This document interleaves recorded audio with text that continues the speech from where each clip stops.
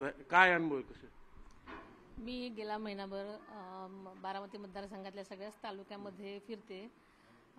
तालुक्यामध्ये नागरिकांचा प्रचंड उत्साह दिसून येतो. जिथे जाईल तिथे अगदी मोठ्या प्रमाणात माझं स्वागत होते आणि अतिशय पॉझिटिव्ह प्रतिसाद आहे. ही कितवी फेरी आहे तुमची? प्रत्येक तालुक्यामध्ये जवळजवळ माझी एक चौथी फेरी आहे. बघा, म्हणजे ताईंची चौथी फेरी झालेली राजकारणाची, मग अगदी पूर्ण तयारी नाही, म्हणजे एक महिन्यापासून फिरत असल्यामुळे साधारणतः एक चौथी फेरी झालेली आहे सगळीकडे. मग खरं तर तुम्ही घरात राजकारण आहे तुमच्या, नवीन काय नाही, अगदी माहेरापासून आहे, पण अशा पद्धतीने समोर घरातलीच व्यक्ती येईल असं कधी वाटलं होतं का? नाही, कधी अशी कल्पना केलेली नव्हती, पण आपल्याला इतिहासानेच आपल्याला या एका वेगळ्या प्रसंगामध्ये आणून सोडलेलं आहे. आता याच्यात अनेकदा भावनिक प्रसंग येतील, मग एकमेकावर मग टीकाटिकणी होईल, ते टाळता आलं तर बरं झालं असतं. अनेक प्रसंग आले, पण काही गोष्टी झाल्यात, त्यावर तुम्ही एक मध्यंतरी पवार साहेबांचं एक स्टेटमेंट आलं, त्याच्यावर तुमची भावनिक रिॲक्शन सर्वांनी बघितली, त्यावर साहेबांनी आता खुलासा केलाय, त्यावर तुमचं काय मत आहे? मला यावर्षी बोलायचं नाही, पण आता हे झालं, मग ठीक आहे, तुमचा अधिकार आहे तो, पण ह्या सगळ्या राजकारणामध्ये मग आता सगळ्यांना चर्चा आहे की ती ताई वहिनी विरुद्ध ताई अशी लढत आहे, पण अनेक जण म्हणतात की ती लढत साहेब विरुद्ध दादा आहे, कोणी फडणवीस म्हणतात की ती लढत राहुल गांधी विरुद्ध मोदी आहे. तुम्ही स्वतः उमेदवार आहात, तुम्ही ह्या लढतीकडे नेमकं कसं बघता? मी पहिल्यापासूनच आपल्याला सांगत आले, सगळ्यांशी बोलताना मी हे नेहमीच स्पष्ट केलेलं आहे की ही राजकीय विचारांची लढाई आहे, नात्याच्या जागेवर, राजकारणाच्या जागेवर. त्यामुळे मी नेहमीच हे बोललेले आहे की, आणि मला वाटतं राजकारणामध्ये नातं आणणं हे दुर्दैवी आहे. काही अडचण येते प्रचार करताना, कारण किती नाही म्हणलं समोर ननंद आहे. तसं बघायला गेलं तर जनतेनंच माझी मागणी केली होती, त्याच्यामुळे जिथे जाईल तिथे तर मतदार अतिशय चांगल्या पद्धतीने प्रतिसाद मिळतो, त्याच्यामुळे मला असं वाटत नाही की अडचण आहे. दुसरं एक, आता ह्या सगळ्या प्रचाराच्या धबडग्यामध्ये मी सातत्याने टीकाटिप्पणी होत राहणार, पण रोहित दादांवर अगदी टोकाची टीका करताना दिसतंय. शेवटी तुमचं पुतण्या आहे, किती नाही म्हणलं तर काय सांगाल तुम्ही त्यांना? त्यांनी काय बोलावं त्याचा प्रश्न आहे, पण मला असं वाटतं की मी पहिल्यापासून हेच सांगत आलेलं आहे की राजकारण आणि नातं हे वेगवेगळे आहे, तर प्रत्यारोपावर आरोप हे होतच राहणार, कारण निवडणुका चालू आहेत म्हटल्यानंतर हे अशा गोष्टी चालणारच. दुसरा एक विषय असा आहे, आता तुम्ही सांगितलं की 4 फेऱ्या झाल्यात तुमच्या, पण एक सध्या परसेप्शन असं आहे की साहेब आणि ताईंना एक भावनिक, ज्याला आपण म्हणतो सहानुभूती आहे, असं बोललं जातंय, सर्व काही वेगळीच माहिती देत आहेत. तुम्ही लढत मग कशी पुढची रणनीती कशी असेल? आपल्याला माहिती आहे की आदरणीय दादांनी जी भूमिका घेतलेली आहे, आदरणीय मोदी साहेबांच्या विकासाच्या मार्गदर्शनाखाली जाण्यासाठी त्यांनी जी भूमिका घेतली आहे, त्यांचं म्हणणं असंच होतं पहिल्यापासून की केंद्रातलं आणि राज्यातलं एक विचारी सरकार असेल तर अनेक गोष्टी सुकर होतात, आणि म्हणूनच महायुतीमध्ये सुद्धा समावेश होण्याचा त्यांनी निर्णय घेतला, आणि त्याच विकासाच्या धर्तीवर आपण आदरणीय मोदी साहेबांना परत एकदा पंतप्रधान बनवण्यासाठी आपण सगळेजण प्रयत्न करत आहोत आणि मत मागत आहोत. हाच प्रश्न म्हणून मग सध्या सगळे म्हणतात की बारामतीत लढत ही भावनिक पातळीवर चालली, मग विकासाचं कोणीच बोलत नाही. आता तुम्ही स्वतः उमेदवार आहात, तुमचा पुढचा अजेंडा काय असेल खासदार झाले?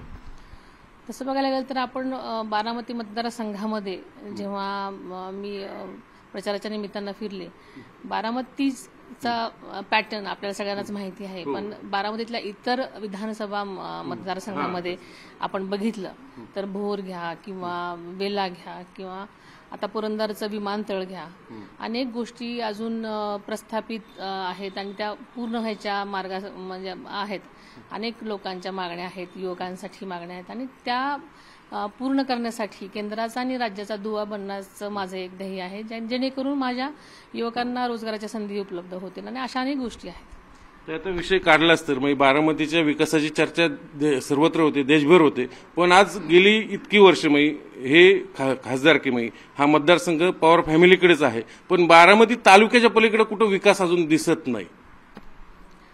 असं नाहीच आहे, विकास ही मतदारसंघात, लोकसभा मतदारसंघात म्हणतो मी. मला असं वाटतं की विकास ही निरंतर चालणारी प्रक्रिया आहे. विकासाच्या गोष्टी चालू आहेत, पण बारामती आदरणीय दादांच्या पाठीशी खंबीरपणे नेहमीच उभी राहिलेली आहे आणि त्याच्यामुळे दादांचंही तेवढं उत्तरदायित्व होतं आणि त्यांनी त्याच्यामुळे दादा नेहमीच बारामतीकरांच्या पाठीशी ज्या ज्या गोष्टी करता येतील त्या त्या गोष्टी करत आलेल्या आहेत. त्याच्यामुळे सगळ्याच मतदारांनी जर आदरणीय दादांच्या पाठीशी तेवढंच खंबीरपणे उभं राहिलं तर नक्कीच यापुढचा विकास त्या पद्धतीने नक्कीच होईल. आताच तुम्ही विषय काढला, दादांनी फॉर्म घेतलाय, तुम्ही तुमचं नाव जाहीर झालं, नेमकं काय भानगड काय का डमी फॉर्म आहे? मला अजून त्यातली कल्पना नाही. मला काय त्यातली अजून माहिती मी ऐनवेळी नाव बदलणार असं काय नाही ना? मला खरंच काही कल्पना नाही त्यातली.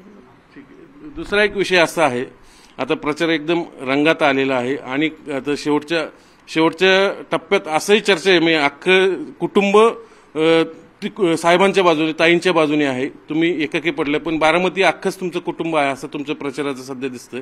भविष्यात समजा अशी एक चर्चा आहे की म्हणजे बारामतीतनं आम्हाला ऐकायला येते पत्रकार म्हणून की शेवटच्या सभेला दादांच्या मातोश्रींनाही तिथं व्यासपीठावर बोलवलं जाऊ शकतं. म्हणजे आणखीन अनेक फंडे होणार. शेवटी राजकारण आहे, भावनिक पातळीवर खेळलं जातं. पण तुम्ही या सगळ्याला उत्तर काय देणार? लोकसभे म्हणजे कुठल्याही निवडणुकीमध्ये जे ते आपापल्या परीने प्रयत्न करत असतात, त्यामुळे काय प्रयत्न होतील हे मी काही सांगू शकत नाही. आपण ऐकलं असेल, पण आम्ही आमच्या परीने प्रयत्न करत आहोत आणि विजय हा नक्की आपलाच असेल असं मी सांगते. आता तुमच्या प्रचारातला मुख्य मुद्दा काय असेल? विकास, भावनिक की दादा की मोदी? अर्थात विकास आणि आदरणीय मोदी साहेब, कारण आपल्याला माहिती आहे की मोदी साहेबांसारखं कणखर नेतृत्व आज भारताला मिळालेलं आहे आणि भारताला उंचावर नेऊन आपल्याला माहिती आहे की जगभरामध्ये आपल्या भारत देशाला उंचावर नेऊन ठेवण्याचं काम आदरणीय मोदी साहेबांनी केलेलं असल्यामुळे नक्कीच विकास आणि आदरणीय मोदी साहेब. आता मला एक सांगा, मत तुम्ही उमेदवार आहात, लोकांनी मत तुमच्याकडे बघून द्यावं, दादाकडे बघून द्यावं की मोदीकडे बघून द्यावं, आणि कुठल्या मुद्द्यावर? आदरणीय दादांनी मोदी साहेबांच्या मार्गदर्शनाखाली विकासाच्या मुद्द्यावर त्यांचं जे धोरण ठरवलेलं आहे आणि त्याच मुद्द्यावरती आपण सगळ्यांनी मिळून आदरणीय मोदी साहेबांसाठी मतदान करायचं आहे. आता तुमच्या घरातलंच बोलूया.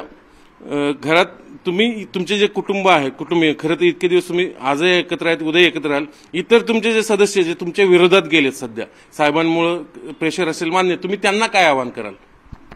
मी आपल्याला म्हटलं की आता सध्या निवडणूक असल्यामुळे आरोप प्रत्यारोप होत असतील. आमची राजकीय भूमिका जी आहे, राजकारण जागी, नातं नात्याच्या जागी. त्याच्यात कधी कटुपणा येणार नाही. आपण ह्याच नोटवरती मला वाटतं ही इंटरव्ह्यू थांबूया. स्वतः वहिनींनी हा स्पष्ट केलेला आहे की राजकारणाच्या बाजू राहील. म्हणजे जरी भविष्यात टीका टिप्पणी झाली तरी आम्ही आमच्या बाजूने कुठेही प्रत्युत्तर देणार नाही. मला वाटतं राजकारणात प्रचार करताना